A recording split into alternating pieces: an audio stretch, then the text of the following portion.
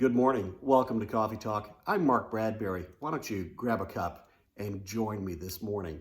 Hey, do you remember the fairy tale of Little Red Riding Hood? Yeah, she was on her way to Grandma's house through the deep, dark forest when she met the big bad wolf. Yeah. Question. Do you think that Little Red Riding Hood would have chosen to encounter the big bad wolf if there were any way to Grandma's house other than through the deep dark forest? Well, sometimes over the river and through the woods is the only way to your destination. You know, it's not comfortable to walk through a dark, scary forest. The shadows deepen the further you go, and something might even be stalking you along the path, hiding behind the very next tree.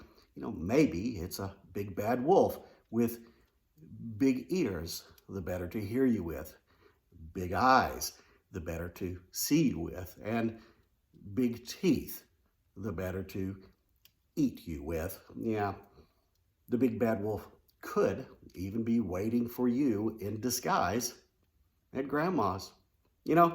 We don't always understand the paths that God takes us along in our lives, but out of necessity, those are the paths we walk, the journeys that we take. Your path might involve, an illness, a loss of mobility, a pandemic. Yeah, it might include the loss of a loved one, the trauma of divorce, or the end of some relationship. It might encounter along the way the loss of a job or the extended conflict in what was once a good friendship.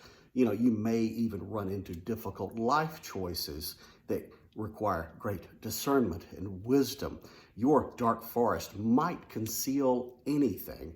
Wolves do prowl at the ready. But we're not without hope. No, we're not alone in the shadows. God is there, and he offers this little bit of reassurance, so nicely ascribed in a song from so very, very long ago. He said this: "The Lord is my shepherd, I shall not want. He maketh me to lie down in green pastures. He leadeth me beside the still waters. He restoreth my soul. He leadeth me in the paths of righteousness for his name's sake. Yea, though I walk through the valley of the shadow of death, I will fear no evil, for thou art with me. Thy rod and thy staff, they comfort me. Thou preparest a table for me in the presence of mine enemies. My cup runneth over. Surely goodness and mercy shall follow me all the days of my life, and I will dwell in the house of the Lord forever."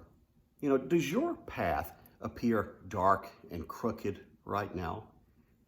Is it sending worries and fears into your heart? Well, there's no need to fear. The child of God does not walk alone. And that's no fairy tale. So, look, enjoy your trip to Grandma's or wherever you may go, but just in case, when you get there, it might be wise to check her teeth. Enjoy your coffee.